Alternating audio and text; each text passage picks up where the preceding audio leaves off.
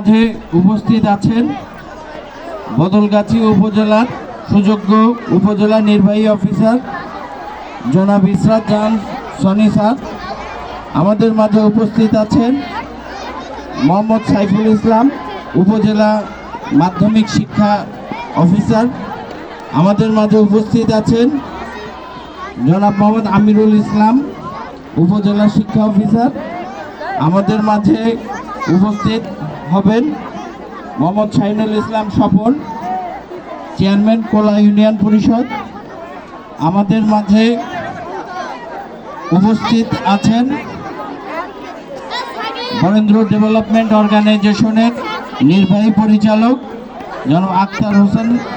আমাদের মাঝে উপস্থিত আছেন গণস্বাক্ষরতা অভিযানের পরিচালক ডক্টর মুস্তাফিজুর রহমান এবং আমাদের মাঝে উপস্থিত আছেন বিভিন্ন প্রাথমিক এবং মাধ্যমিক বিদ্যালয়ের শিক্ষা প্রতিষ্ঠানের শিক্ষক মণ্ডলী, অভিভাবকবৃন্দ এবং শিক্ষার্থীবৃন্দ। আমি প্রথমেই একটু অবগতির জন্য জানাতে চাই যে এখানে আমরা উদ্বোধন প্রোগ্রাম করব। প্রত্যেকটা স্কুলে নির্বাচিত শ্রেণীভিত্তিক আমরা বিতরণ করব। তো এই পর্যায়ে আমি অনুরোধ জানাবো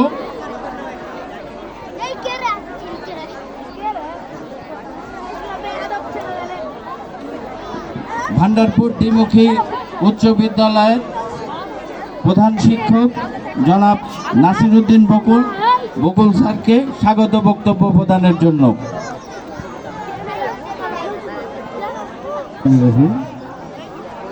আজকে বিডিও অর্থাৎ বরেন্দ্র ডেভেলপমেন্ট অর্গানাইজেশন ও গণস্বাক্ষরতা অভিযানের আয়োজনে সহযোগিতায় স্ট্যান্ডার্ড চার্টার দিয়ে সহযোগিতায় আজকে শীতের পোশাক বিতরণে আজকে আমার সামনে উপবিষ্ট অত্র উপজেলার সম্মানিত সুযোগ্য উপজেলা নির্বাহী মহোদয় জনাব ইসরাত জাহান সনি স্যার। আমার সামনে আরও উপস্থিত আমার শ্রদ্ধেয় মাধ্যমিক শিক্ষা অফিসার জনাব শফিকুল ইসলাম স্যার। এখানে উপজেলা প্রাথমিক শিক্ষা ভিডিও কর্তৃক আজকের যে এই ক্ষুদ্র আয়োজন ওনারা যে উদ্যোগটা নিয়েছে এখানে শিক্ষার মান উন্নয়নের ক্ষেত্রে অনেক বড় একটি ভূমিকা পালন করবে বলে আমি আশা করি। আজকে এই ক্ষুদ্র আয়োজনে আমার সম্মানিত উপজেলা নির্বাহী মহোদয় আমাদের মাঝে এসেছেন, এই জন্য আমার বিদ্যালয়ের পক্ষ থেকে ওনাকে অনেক ধন্যবাদ জানাচ্ছি। আর এই কাজটি যেন সুস্থভাবে সুন্দরভাবে পরিচালনা হয়, ওনারা যেভাবে আমাদেরকে দিক নির্দেশনা দিয়েছিলেন আমরা চেষ্টা করেছি এইভাবে করার। এইটি আসলে বাংলাদেশের বর্তমানে ঝরে পড়া শিক্ষার্থী এবং বিভিন্ন যারা শিক্ষা থেকে পিছনে আছে তাদের উন্নয়নে ওনারা যে কাজটি করতেছেন এর জন্য আমি আমার পক্ষ থেকে এবং আমার বিদ্যালয়ের পক্ষ থেকে তাদেরকে অসংখ্য ধন্যবাদ জানাই। আমি আর বিশেষ কিছু বলবো না, এখানে স্যার রাসেল রানা অনেক বক্তব্য রাখবেন। আমি এইটুকু বলে আমার স্বাগত বক্তব্য এখানে শেষ করছি। আসসালামু আলাইকুম। ধন্যবাদ স্যারকে। এ পর্যায়ে আমি আহ্বান জানাবো গণস্বাক্ষরতা অভিযানের পরিচালক ডক্টর মুস্তাফিজুর রহমান। প্রথমে আমরা বেশিক্ষণ থাকবো না, আমাদের কথা শুনতে হবে, একটু সাইলেন্ট হওয়ার জন্য অনুরোধ করছি। অধ্যক্ষার সভার সভাপ্রধান, প্রধান অতিথি, বিশেষ অতিথি এবং গণ্যমান্য ব্যক্তিবর্গ এবং সবচেয়ে যাদের সাথে থেকে আমি প্রাণ খুলে কথা বলতে পারি, যাদের সাথে থেকে আমি অতীত ফিরে ভাই হাসতে পারি, মনের দুঃখগুলো শেয়ার করতে পারি, সেই আমার প্রাণপ্রিয় ছোট্ট সোনামণিরা, সবাইকে শুভ সকাল এবং আসসালামু আলাইকুম। সবাই কি ভালো আছো? অনেক বেশি রোদ, আমরা কি এখনই শেষ করবো না একটু কথা বলবো? একটু কথা বলা যাবে? অবশ্যই। অনুমতি দিলা? হ্যাঁ অবশ্যই। তাহলে একটু চুপ থাকতে হবে। ওকে, তো আজকে আমরা এখানে একটি বিশেষ উদ্দেশ্যে সমাবেত হয়েছি। আমি ধন্যবাদ জানাচ্ছি আমাদের থানা নির্বাহী কর্মকর্তা এবং শিক্ষা কর্মকর্তাবৃন্দ যারা শত ব্যস্ততার মধ্যে এখানে উপস্থিত হয়েছেন এবং স্থানীয় গণ্যমান্য ব্যক্তিদেরকে আমি ধন্যবাদ জানাচ্ছি। আমি প্রকল্প সম্পর্কে এটি আমরা কেন করছি সেটি দু একটি কথা বলি। আমরা যারা এখানে মারা আছি, বাবাকে দেখছি না তেমন অধিকাংশ কিছু মা রয়েছেন এখানে। যারা রয়েছেন তারা আপনাদের বাচ্চাগুলোকে স্কুলে পাঠাচ্ছেন এবং আজকে এসেছেন। আপনাদের কাছে কৃতজ্ঞ চিত্তে শ্রদ্ধা জ্ঞাপন করছি। এবং এভাবে যদি প্রতিটা মা এগিয়ে আসে, আমরা নিরক্ষরমুক্ত বাংলাদেশ গড়তে পারব। আমরা এর আগে 2015-তে নিরক্ষরমুক্ত বাংলাদেশ গড়ার স্বপ্ন দেখেছিলাম, আমরা ফেল করেছি। হয়তো এসডিজির যে আমাদের কল্পনা আছে, যে পরিকল্পনা, আমরা 2030-এর মধ্যে এই বাংলাদেশকে একটি নিরক্ষরমুক্ত বাংলাদেশ ইনশাল্লাহ তৈরি করতে পারব। এই জায়গাতে আমরা যেটি করব সেটি হচ্ছে, আপনারা যারা অভিভাবকরা এসেছেন আপনাদের সাথে আমরা একটি কাজ করতে চাই। সেটি হচ্ছে, আমাদের সমাজে একটি ধরন আছে ব্লেম গেম, একে অপরকে দোষ দেওয়ার একটি খেলা দেখি আমরা যখন পরিবারগুলোতে যাই যে আপনার বাচ্চা পড়াশোনা কেমন হচ্ছে, একটি কমন শব্দ দেখি আপনাদের, যে শিক্ষক কিছু পড়ায় না। আমরা এই শব্দটি একবারে শুনে অভ্যস্ত হয়ে গিয়েছি। শিক্ষকদের কাছে যখন আমরা যাই তখন বলে যে এই যে ভর্তির সময় এসে বাবা মা ভর্তি করে দিয়ে গেছে, আর কোনো খোঁজখবর নেয় না। এই যে দুটোর মধ্যে গ্যাপ, এই যে বিশাল একটি ফারাক, এই ফারাকটা আমরা পূরণ করতে চাই। আমরা সন্তান পরে আপনার পড়ায় শিক্ষক, প্রথম দায়িত্ব আপনার জিনিসটা আপনাকে শিক্ষকের কাছে বুঝে নিতে হবে। আপনাকে স্কুলে আসতে হবে, এসে আপনার সন্তান কোন সাবজেক্টে খারাপ করছে সেটার জন্য শিক্ষকের সাথে আপনাদেরকে প্ল্যান করতে হবে, করে আপনার পড়া আপনাকে বুঝে নিতে হবে। আপনি যদি স্কুলে না আসেন তাহলে তো শিক্ষক ফাঁকি দিবে, এটাই স্বাভাবিক। এখানে যিনি শিক্ষক এসেছেন তার বাচ্চা কিন্তু এখানে পড়ে না, পড়ে আপনার বাচ্চা। এই জন্যে আপনাদেরকে স্কুলে আসতে হবে এবং সরকার করে দিবে এই মানসিকতা আমাদেরকে পরিহার করতে হবে। আপনার বাচ্চা একটি স্কুলে পড়ে, সেই স্কুলে একটি টিউবওয়েল নষ্ট হয়ে গিয়েছে, সেটি সরকার কবে ঠিক করে দিবে? ওই পানি কি সরকার এসে খাবে? খাবে আপনার বাচ্চা। তাহলে ওই স্কুলটাতে আপনারা যারা কমিউনিটি আছেন সবাই মিলে তো টিউবওয়েলটা ঠিক করতে পারে। ঝড় হয়েছে, ঝড়ে দেখা গেল যে টয়লেটের এখন তো টিন নেই, টয়লেট ক্ষতিগ্রস্ত হয়েছে। সেটির জন্য যদি আপনার সরকারের আশায় বসে থাকেন, সরকার প্রজেক্ট পাস করবে, কিন্তু আপনার বাচ্চা পরের দিন স্কুলে যে কোন বাথরুম ইউজ করবে, আপনার বাচ্চার পানি লাগবে, আপনার বাচ্চার বাথরুম ইউজ করতে হবে, সেটির জন্য আপনাকে প্রয়োজনে ইউনিয়ন পরিষদে যেতে হবে। আপনারা নিজেরা ফান্ড তুলে করতে পারেন। এভাবে আপনাদের কন্ট্রিবিউশনে, একসময় এই স্কুলগুলো কমিউনিটি কন্ট্রিবিউশনে চলতো। আমাদের সরকারি হওয়ার পরে আমাদের একটি ধারণা মনোজগতে পরিবর্তন এসেছে যে সরকার সব করে দিবে, আমাদেরকে সেই জায়গা থেকে বের হয়ে আসতে হবে। আর আমরা আজকে যে আপনারা শুনেছেন যে টোকেন কিছু গিফট, এটি কিন্তু গিফট নেই, এটি একটু উৎসাহ। এটি আমরা আপনাদেরকে দিচ্ছি না, এটি বাচ্চাদেরকে উৎসাহ দেওয়া হচ্ছে যেন বাচ্চারা স্কুলে আসে। আমরা সরকারের সাথে মিড ডে মিল করছি, বিভিন্ন জায়গায় আমরা এখানে অর্থায়ন করছি। যে মিড ডে মিলগুলো করছি এটা আমাদের একটি হচ্ছে উদ্যোগ, যাতে আপনার বাচ্চা আসে, কিন্তু আপনার বাচ্চাকে আপনাকেই দায়িত্ব নিতে হবে। আর এখানে মারা যারা আছেন, আমার শেষ একটি কথা বলে শেষ করব। 18 বছরের আগে বাচ্চাকে কে কে বিয়ে দেবো? একটু হাত তুলতে বলছি মাদেরকে। আপনি 18 বছরের আগে বিয়ে দিবেন? আর কে কে দিবেন? একটু হাত তুলেন। 18 বছরের আগে মেয়ে কে কে বিয়ে দিব? কেউ দিবেন না? আচ্ছা আপা, আপনি বলেন আপনি কেন দিবেন? বুঝতে পারেন নাই? আচ্ছা, আমি একটি কথা বলে শেষ করব। আপনারা তো মোটামুটি এখন ইউটিউব দেখেন না, ফেসবুক দেখেন না? আপনারা আজকে যে ইউটিউবে একটু দেখবেন, একটি মেয়ে গর্ভবতী হওয়ার জন্য তার শরীরটা রেডি হতে কয় বছর বয়স লাগে? ইউটিউবে তো অনেক কিছু দেখেন, গান দেখেন, ওয়াজ শুনেন, অনেক কিছুই দেখেন। আজকে একটি জিনিস দেখবেন তো, দেখার পরে আপনারা বুঝবেন একটি মেয়ে 20 বছরের আগে সে বাচ্চা ধারণ করার জন্য রেডি হয় না। এই জন্য আমাদের করা আছে 18 বছর। আমি 18তেও বিশ্বাসী না, আরও পরে বিয়ে হওয়া উচিত। আপনার শুধু এটুকু বলি যে 18 বছরের আগে যদি বিয়ে দেন ক্ষতিটা কী হবে? আপনি ধরুন 14 বছর বয়সে একটি মেয়েকে বিয়ে দিলেন, দেওয়ার পরে সে তো কী হবে? 1-2 বছরের মধ্যে প্রেগনেন্ট হয়ে যাবে। ওর শরীরটা কি রেডি হয়েছে বাচ্চা ধারণ করার জন্য? কথা বলতে হবে, রেডি হয়েছে? তাহলে রেডি যদি না হয়, তাহলে আপনি একটি গাছ লাগিয়েছেন, সেই গাছ যদি আগেই ফল দিয়ে দেয়, সেই ফলটি কি হয়? পোকরা লাগা হয়, ছোট হয়, পুষ্ট হয় না, কিছু তো ক্ষতি হয়, তাই না? আপনার সন্তানকে যদি বিয়ে দেন, সে 18-র আগে যদি গর্ভধারণ করে, সে নিজের শরীরটাও নষ্ট করবে এবং যে প্রোডাক্টটা আসবে সেই প্রোডাক্ট যে বাচ্চাটা আসবে সে কিন্তু পোকরা ধরা অপুষ্ট বা কোনো একটি হবে, ফলে জাতি একটি অপুষ্টির দুষ্ট চক্রে ঘুরপাক খাবে। এই জন্য আপনারা 18-র আগে বিয়ে দিবেন না বাচ্চাকে, কে কে হাত তোলেন? 18-র আগে কে কে বিয়ে দিবেন না? হাত বড় করে তুলতে হবে। আপনারা 18-র আগে বিয়ে দিবেন বললেও হাত তোলেন না, 18-র পরে বিয়ে দিতে বললেও হাত তোলেন না। আচ্ছা, আমার ভাই বোনদের কাছে শুনি, মেয়েরা তোমরা 18-র আগে কে কে বিয়ে করতে চাও? হাত তোলো। কেউ চাও না? আচ্ছা, 18-র পরে কে বিয়ে করতে চাও বা বিয়ে করতে চাও? হাত তোলো।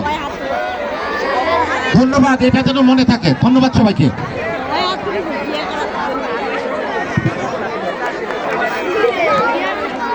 আমার পরিচয়টা দীর্ঘ সময় টিকে ছিল, চাচ্ছি আমার এলাকায় হোক। দেখ, শেষ পর্যন্ত উনি বললেন যারা আপনারা সহযোগিতা করেন, এই জন্য শেষ পর্যন্ত ওনাকে সহযোগিতা করার জন্য আমরা মোটামুটি এখানে আসছি। এখন এখানে এসে আমি প্রোগ্রামের সম্পর্কে যতটুকু জানি সেটা হচ্ছে যে আপনারা যতটুকু জানেন আমরা ততটুকু জানি। সেটা হচ্ছে যে এলাকার শিক্ষার ব্যবস্থার উন্নয়নের জন্য কিছু সহায়তা করা। শিক্ষা প্রোগ্রামটা বাস্তবায়ন করবেন তো কয়েক হয়তো 100 বছর থেকে যেতে পারে, তারও বেশি থেকে যেতে পারে। মানুষ যতদিন আছে ততদিন থাকবে। তো কাজে শিক্ষা ব্যবস্থা, আমাদের দেশের শিক্ষা ব্যবস্থা কিন্তু অনেক সমস্যা আছে। ওই যে দেওয়ালে লেখা আছে সার্বজনীন বিজ্ঞানসম্মত সেকুলার শিক্ষা চাই, জানি না কে লিখেছে, কে লিখেছে লিখতে দেখা যাচ্ছে না। তবে এই লেখার স্লোগানের ধরন দেখে মনে হচ্ছে যে এখানে কোনো একটা প্রগতিশীল ছাত্র সংগঠন বা তারা কেউ লিখেছে হয়তো। তাহলে সবাই এই কথা কয় না। তো যেহেতু এই কথা লেখা আছে ওখানে, তোমরা ছাত্রছাত্রী যারা আছে তোমাদেরকে অনুরোধ করবো যে ওই লেখার যেটা আছে দেওয়ালে, এই লেখাটা ভালো করে পড়বে, মুখস্থ করবে, তার অর্থ কী সেটা তোমাদের শিক্ষকদের কাছে জানিয়ে নেবে। এইটা হওয়া দরকার। আমাদের বলতেছি এই জন্যই যে আমাদের দেশের শিক্ষা ব্যবস্থার মধ্যে অনেক বৈষম্য নেই। সমাজ যেমন ধনী গরিবে বিভক্ত হয়ে আছে, সমাজে গরিব মানুষের কোনো দাম নাই। ধনীরা সব কিছু নিয়ন্ত্রণ করে, অর্থনীতি নিয়ন্ত্রণ করে, রাজনীতি নিয়ন্ত্রণ করে, প্রশাসন নিয়ন্ত্রণ করে, সব কিছু নিয়ন্ত্রণ করে। ঠিক সেভাবে আমাদের শিক্ষা ব্যবস্থাও কিন্তু অনেক বৈষম্যমূলক হয়ে আছে। ধনী শ্রেণীর ছেলেমেয়েদের জন্য কিন্তু ভিন্ন লেখাপড়ার ব্যবস্থা আছে, যারা ওখানে লেখাপড়া করবে এবং রাষ্ট্রের উপরে তারা থাকবে সবসময়। এই বদলগাছি এই স্কুল থেকে যারা লেখাপড়া করে পাশ হয়ে যাবে তখন তো বিরাট বৈষম্য ছিল। দেশের প্রাইমারি স্কুল আর গভর্নমেন্ট স্কুলের মধ্যে অনেক বৈষম্য ছিল। একই বেতন, একই কারিকুলাম, কিন্তু বেতনের আকাশ পাতাল তফাৎ, শুধু পার্থক্য ছিল। আমরা চাচ্ছিলাম যে আমি প্রথম নিয়মিত শিক্ষা অফিসের কথাবার্তা বললাম, উনি বললেন যে আমি চাচ্ছি যে বৈষম্যটা দূর হোক এবং এটা আমরা একটা মানে বার্গেন করি সেন্ট্রাল ইয়ার সঙ্গে আসছে। তো দেখা গেল যে উনি হ্যাঁ বলে, হয় এটা তো আমারও কথা। পরবর্তী দেখা গেল যে ওনারা আসলে সহযোগিতা করলেন না ঠিক মতো। এই জন্য আমাদের অভিজ্ঞতা আছে কিছু, সেই থেকে বলবো যে এখানকার শিক্ষা অফিসার সাহেবরা আছেন, ইউনো মহোদয় আছেন, আপনারা যতটুকু সহযোগিতা করা দূর থেকে সম্ভব সহযোগিতা করলে এখানকার সবাই উপকৃত হবে, সহযোগিতা তার উৎসাহ পাবে। তো সবাইকে ধন্যবাদ জানাই, সবাই উপস্থিত হয়েছেন। আপনাদের উপস্থিতিতে আজকের এই সবার সাফল্যমণ্ডিত হবে এটা আমরা আশা করতেছি। এবং আজকে আমাদের যে এখানে শুরুটা হচ্ছে কেবল একটা ব্যাগ, স্কুল ব্যাগ এবং কিছু স্ট্যান্ডার্ড ব্যাংক এর অর্থায়নে বরেন্দ্র ডেভেলপমেন্ট অর্গানাইজেশন FDDO এবং গণসাক্ষরতা অভিযানের এই আয়োজনে বা বাস্তবায়নে আজকের অনুষ্ঠানের সভাপতি মহোদয়, উপস্থিত আছেন গণসাক্ষরতার পরিচালক, BDOর পরিচালক, চেয়ারম্যান, পাশাপাশি অর্থবিদ্যালয়ের হেডমাস্টার এবং বিশেষ প্রধান অতিথি হিসাবে আছেন আমাদের মাঝে জেলা নির্বাহী অফিসার মহোদয়, বদলেশ নওগাঁ এবং বিদ্যালয় প্রাথমিক এবং 7টা বিদ্যালয় হাই স্কুল, এনাদের কারণে পাচ্ছ। তবে এটা নিয়ে খুশির বিষয় না, কিন্তু করতে হবে। তোমাদের পড়াশোনা কোনো বাবা এই ব্যাগ নিয়ে আর ভালো হবে না। একই স্যার পড়াচ্ছে, কেউ ভালো করছে, কেউ খারাপ করছে, তাই না? সবাইকে ভালো করতে হবে। সুতরাং ব্যাগ নিয়ে সন্তুষ্ট থাকতে হবে, সেটা নিয়ে সন্তুষ্ট থাকতে হবে, তোমাদের পড়াশোনা করতে হবে। এরা সহযোগিতা করবেন। এই যে দুটা NGO আছে তোমাদের সহযোগিতা করবে, এই প্রত্যাশা রাখছি। মূলত তোমাদের হেডমাস্টাররা যেটা করে সেটা তোমাদের শুনতে হবে এবং অভিভাবকদের আন্তরিকতা থাকতে হবে, লেখাপড়ার সঙ্গে সহযোগিতা থাকতে হবে। তবে ছেলে মেয়ে ভালো করবে। তাদের পরিচর্যা যদি থাকে ঠিক মতো, তাহলে এই পরিচর্যা তারা বড় হবে এবং বড় হয়ে তারা দেশের উন্নয়নে কাজে লাগবে। এই বক্তব্য শেষ করে আমি আমার সংক্ষিপ্ত বক্তব্য শেষ করছি। আগেই ছাড় বলে দিয়েছে মাত্র 2 মিনিট 1 মিনিট। আমি আর কিছু না বলে আমি আর বক্তব্য শেষ করি। ধন্যবাদ। আসসালামু আলাইকুম।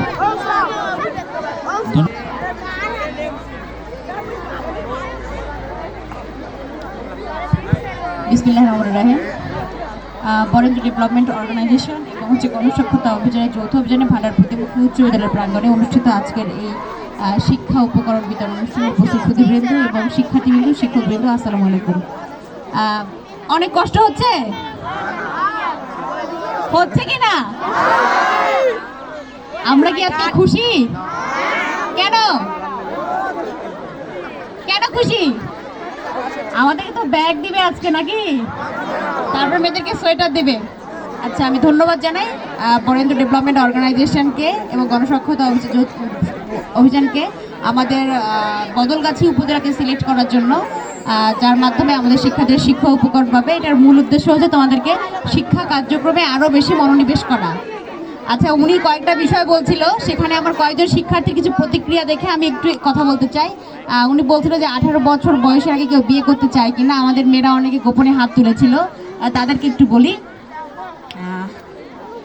বিয়ে হচ্ছে জীবনের সুন্দরতম সিদ্ধান্ত, সুন্দরতম ডিসিশন। আমি যেহেতু মুসলিম, তো হচ্ছে বলা হয় বিয়ে আমাদের একটা হালাল সম্পর্ক। সৃষ্টিকর্তা বিয়ের কথা বলেছেন, কিন্তু বিয়ে করতে হবে সঠিক সময়ে, সঠিক মানুষকে, সঠিক স্থানে দাঁড়িয়ে। আজকে তুমি যখন বিয়ের কথা ভাবছো, তখন তোমার কোনো ফাইন্যান্সিয়াল ইন্ডিপেন্ডেন্স নাই, তোমার কোনো অর্থনৈতিক শক্তি নাই। তো বিয়ে আসলে তখনই করা উচিত, ছেলে অথবা মেয়ে, যখন হচ্ছে কারো অর্থনৈতিক শক্তি সামর্থ্য থাকে। যার অর্থনৈতিক শক্তি সামর্থ্য থাকে না, তার হচ্ছে সিদ্ধান্ত গ্রহণের ক্ষমতা থাকে না, যে সে হচ্ছে ভান্ডারপুর বাজার থেকে বদলগাছি যাবে নাকি আক্কেলপুর যাবে। তো যে কোনো সিদ্ধান্ত নেওয়ার আগে এটুকু ভাববে যে আমার বয়স এখন 18 বা 19, কিন্তু আমার অর্থনৈতিক স্বাধীনতা নাই। তো অর্থনৈতিক স্বাধীনতা না থাকলে কখনোই জীবনে কোনো সিদ্ধান্ত আমাদের ভালো কিছু নিয়ে আসতে পারে না। আজকে বরেন্দ্র ডেভেলপমেন্ট অর্গানাইজেশনকে আমি ধন্যবাদ জানাতে চাই। তাদের যে শিক্ষা সহায়তা উপকরণ শিক্ষার্থীদের মধ্যে বিতরণ করা হচ্ছে, এতে আমাদের শিক্ষার্থীরা পড়াশোনায় আরও অধিক মনোযোগী হবে এবং আমাদের সেটা সার্বিক শিক্ষার্থীর গুণগত মান উন্নয়ন এবং হচ্ছে ফলাফলে ভূমিকা রাখবে বলে আমি মনে করি। এখানে আরেকটা বিষয় আছে, আমাদের ছেলেরা রয়েছে। তো আমাদের সকল শিক্ষার্থী তো স্মার্টফোন আছে নাকি? আছে? আচ্ছা, হ্যাঁ বেশি না বেশি? আচ্ছা, আমরা মিথ্যা কথাও বলি একটু, যাই হোক। আচ্ছা, যাদের স্মার্টফোন আছে তাদের উদ্দেশ্যে আমার বলার যে কথাটি, সেটি হচ্ছে আমি নিজেও মোবাইল ফোন ব্যবহার করি। আমার বয়স হচ্ছে 35 বছর। তোমাদের বয়স হচ্ছে সর্বসাকুল্যে 14 থেকে 16। তোমাদের আসলে এমন কোনো কনটেক্সট নাই যেটা পৃথিবীতে জানার দরকার এবং তোমাদের স্মার্টফোনের দরকার। হ্যাঁ, অবশ্যই দরকার আছে। তোমরা যখন বড় হবা আর 2 বছর পরে ইন্টারমিডিয়েট পাস করবা, যখন 18 বছর বয়সে তোমরা ভালো একটা বিশ্ববিদ্যালয়ে ভর্তি হবা, ভালো একটা কলেজে ভর্তি হবা, এরপরে বাড়ি থেকে দূরে থাকবা, তখন তোমাদের স্মার্টফোনের দরকার আছে। এর আগে কারো স্মার্টফোনের দরকার নাই। তোমরা যারা আমার বয়স 35, কিন্তু আমার কাছে মনে হয় মাঝে মাঝে ফোন টিপতে 1 ঘন্টা ইকুয়াল টু 5 মিনিট। তো তোমাদের এটা আরও বেশি হওয়ার কথা। তাই মোবাইল ফোনে আসক্তি না রেখে তোমরা হচ্ছে ফুটবল, ক্রিকেট, ব্যাডমিন্টন, ভলিবল এই খেলাগুলোর চর্চা করবা। এটা হচ্ছে শারীরিক শক্তি গঠনের পাশাপাশি মেন্টাল স্ট্রেস হচ্ছে তোমার রিলিফ করবে, একই সাথে আত্মবিশ্বাস এবং আত্মপ্রত্যয় করবে তোমাদেরকে। ছেলেদের কি সবার বাইক আছে নাকি? হ্যাঁ না? আচ্ছা, ছেলেদের একটা খুব কমন ডিমান্ড থাকে যে আমাদের বাইক থাকতে হবে। আসলে প্রত্যেকটা জিনিসেরই একটা বয়স আছে। তুমি কোন বয়সে কোন জিনিসটা চাইছো এবং কেন তার প্রয়োজন। বাংলাদেশের যে প্রচলিত আইন, সেখানে হচ্ছে যে ড্রাইভিং লাইসেন্স বা রেজিস্ট্রেশন অন্যান্য ক্ষেত্রে কিন্তু আসলে এগুলো কোনোটাই তোমাদের থাকে না। তোমরা দক্ষ চালকও হও না, এক্ষেত্রে দুর্ঘটনা ঘটতে পারে এবং তোমাদের বাবা মায়ের সবচেয়ে আদরের সন্তান তোমাদের জীবন বিপন্ন হতে পারে। সুতরাং স্মার্টফোন কিংবা মোটরসাইকেল কোনোটাই নয়। আমরা এখন সবাই শিক্ষার্থী। তোমরা যারা আছো আমার সামনে, তো শিক্ষার্থী শুধুমাত্র পড়ালেখা করবে। যখন পড়ালেখা শেষ হবে বা পড়ালেখা একটা বিশেষ পর্যায়ে যাবে, তখন এটার প্রয়োজন হবে, এর আগে নয়। রোদ্রে অনেক কষ্ট দিয়েছি, আর কথা বলতে চাচ্ছি না। এবার একটা অন্য বিষয় নিয়ে বলতে চাই, সেটা হচ্ছে ফেব্রুয়ারির 12 তারিখে কি আছে? আচ্ছা, ভোট আছে। আমরা সবসময় ভোট দেখে এসেছি, আমাদের চেয়ারম্যান নির্বাচনের ভোট কিংবা এমপি নির্বাচনের ভোট। তো এবার দুটো ভোট রয়েছে, একটা হচ্ছে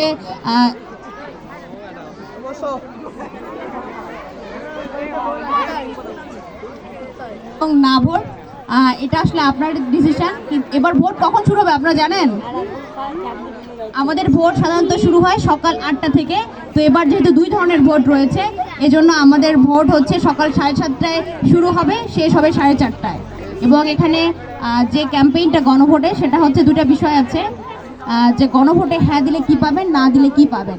না দিলে বর্তমান বাংলাদেশ যেভাবে চলছে সেভাবেই চলবে, আর হ্যাঁ কিছু পরিবর্তন রয়েছে। আমরা 2024 সালের যে জুলাই গণ অভ্যুত্থান দেখেছি, সেটাকে কেন্দ্র করে সরকার জুলাই সনদ প্রণয়ন করেছে। সেই জুলাই সনদে কিছু গুরুত্বপূর্ণ বিষয়, যেমন তত্ত্বাবধায়ক সরকার ব্যবস্থা, রাষ্ট্রপতির হচ্ছে যে কোনো দণ্ডপ্রাপ্ত আসামিকে ইচ্ছে মতো ক্ষমা করার প্রবণতা এটা হ্রাস করা, এবং হচ্ছে সংসদের কিছু গুরুত্বপূর্ণ পদ রয়েছে, স্পিকার, ডেপুটি স্পিকার, এইসব পদে যেন বিরোধী দল থেকে থাকে, এইসব বিষয় রয়েছে। সুতরাং এইসব বিষয় আগে থেকে জেনে বাড়ি থেকে সিদ্ধান্ত নিয়ে যেতে হবে যে গণভোটে আপনি হ্যাঁ অথবা না যেটা দেবেন। কিন্তু আমাদের 12 তারিখে ভোট রয়েছে, 2টো ভোট। একটি হচ্ছে আমাদের সংসদের সদস্য নির্বাচনের প্রক্রিয়া, আর একটা হচ্ছে গণভোট। এটি আপনারা মাথায় রাখবেন এবং সকলেই 12 তারিখে হচ্ছে আমাদের নির্বাচনে স্বতঃস্ফূর্তভাবে অংশগ্রহণ করবেন। শিক্ষার্থীরা কষ্ট করে আমার কথা শুনেছে, এজন্য শিক্ষার্থীদের প্রতি ধন্যবাদ ও কৃতজ্ঞতা প্রকাশ করছি। একই সাথে কৃতজ্ঞতা প্রকাশ করছি বরেন্দ্র ডেভেলপমেন্ট অর্গানাইজেশনের প্রতি, যারা আমাকে আসলে এতগুলো শিক্ষার্থীর সামনে কথা বলার সুযোগ করে দিয়েছে। সকলেই ভালো থাকবেন। আসসালামু আলাইকুম। ধন্যবাদ স্যারকে। এ পর্যায়ে আমি অনুরোধ জানাবো স্যারকে এবং আমাদের মঞ্চে উপবিষ্ট অতিথিদেরকে টোকেন হিসেবে ব্যাগ এবং সোয়েটার বিতরণের জন্য। তো আমি প্রথমেই অনুরোধ জানাবো ভান্ডারপুর সরকারি প্রাথমিক বিদ্যালয়ের প্রধান শিক্ষককে 2 থেকে 3 জন শিক্ষার্থী নিয়ে আমাদের ইউনো স্যারের কাছ থেকে সোয়েটার এবং ব্যাগ বুঝে নেওয়ার জন্য।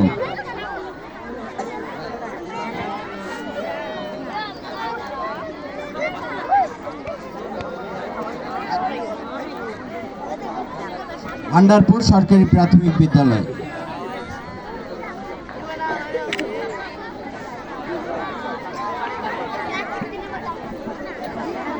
আসেন ম্যাডাম, তাড়াতাড়ি চলে আসেন। এই দিয়ে দেন।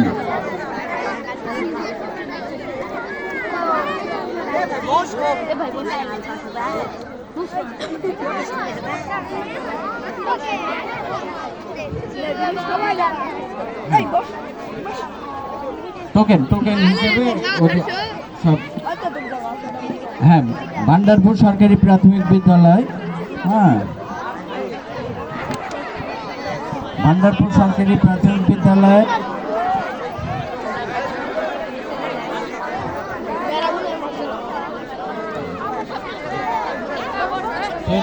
এবং একটু হেল্প করেন।